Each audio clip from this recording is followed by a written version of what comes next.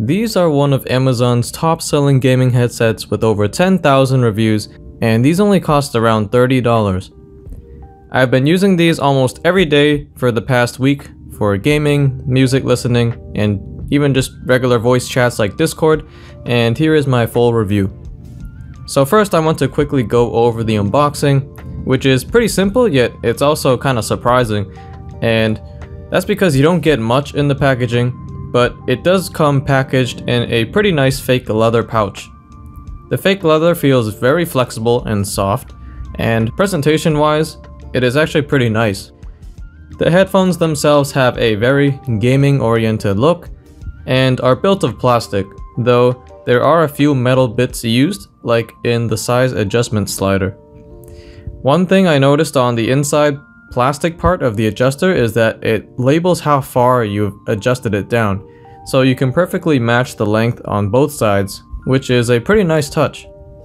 The sides of the cups have a metal looking design that resemble something like you would see on those V-Moda headphones back then, but these are just made of plastic. The headset feels pretty sturdy and has a stiff build, so they clamp well onto my head. The ear cups have a lot of padding, and especially the headband, which feels almost like a soft pillow. The padding on both the headband and ear cups feel like they are made of the same material, which feels like a very soft cushion.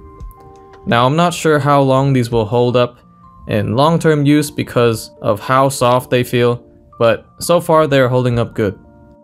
So with the plastic build and heavy padding, comfort overall has been really good. I can easily wear this throughout the day without any comfort issues, and my ears don't get uncomfortably hot either. The microphone can be rotated up or down, and is also bendable for adjustment. The cable is also very long, which is great, and the quality of the cable also feels excellent.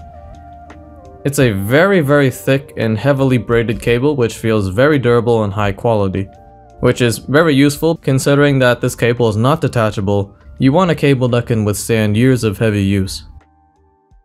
On the cable there's a plastic piece with a few controls for muting the microphone as well as a knob to adjust the volume. I turned the volume knob about halfway down because on max volume, even if I turned my computer volume to its lowest, I still found it to be a little loud. The cable connects to the computer through USB, so it doesn't require you to use a headphone jack. This obviously has both its pros and cons, depending on what kind of ports you use on your computer. Now one feature that makes this very fitting for gaming headsets is, of course, it's got that RGB. The sides have RGB as well as the EKSA logo, and it alternates in a rainbow color around the sides.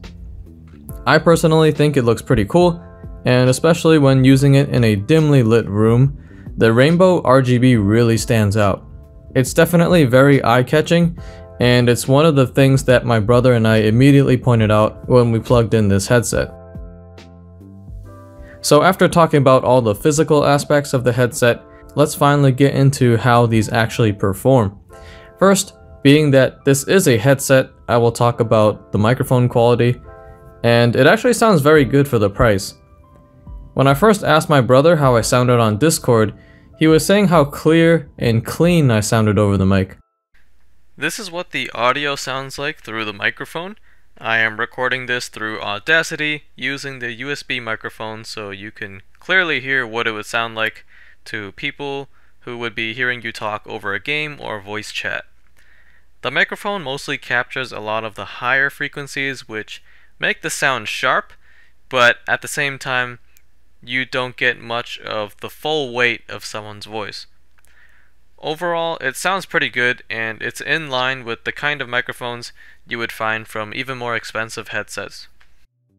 If you guys are using these strictly for gaming and voice chats, then this microphone will be perfectly fine. However, if you guys wanted to maybe use this to record podcasts or YouTube videos and things like that, then you might want to find something a little more clear and something a little more deeper sounding, I would say. The headset I tried also works perfectly fine for consoles. I plugged mine directly into my Nintendo Switch dock, and it automatically switches over to USB audio. Same thing as if I were to plug it into my computer. You just change your audio output to USB audio and you're good to go. Now let's talk about the sound that this headset produces. These are perfect for things like gaming, movies, and watching videos or listening to podcasts, situations where true audio fidelity is not really that important. Now this headset is good for things like gaming because the soundstage is very wide and airy, and directional audio is also really good. Directional audio is of course very important for gaming headsets because you want to be able to hear and accurately determine where the sounds are coming from in your games, such as things like footsteps. The sound overall has a very engaging and cinematic kind of profile because of the surround sound capabilities and emphasis on low and mid frequencies. Non-fatiguing audio and something that you can comfortably listen to all day. All the factors here I listed make these very great for gaming or even just regular entertainment use. Now, when we talk about the true sound performance of this headset, like the raw capability of the headset and not for a specific purpose such as gaming, the sound is also what I would say decent. When I first listened to music with these, I immediately noticed that they were slightly muffled and the sound is not as detailed. The headset mostly reproduces lower and mid frequencies and not much of the higher frequencies. These are definitely not high fidelity headphones, and that's also not its purpose, but they are good enough and enjoyable for music listening for most people. For a gaming headset, it's mostly important to have a wide soundstage, great directional audio, and just overall engaging, boomy sound, which this has all of that. And while listening to music, after a while I kind of just got used to the sound, and it's very comfortable to listen to. Even when my ears are tuned to listen to something like high-end IEMs, I really don't have an issue with the way these sound at this price point, especially since these are meant to be used for gaming, which these are very good for. I think 80 to 90% of the people out there will find this sound very enjoyable and great to listen to.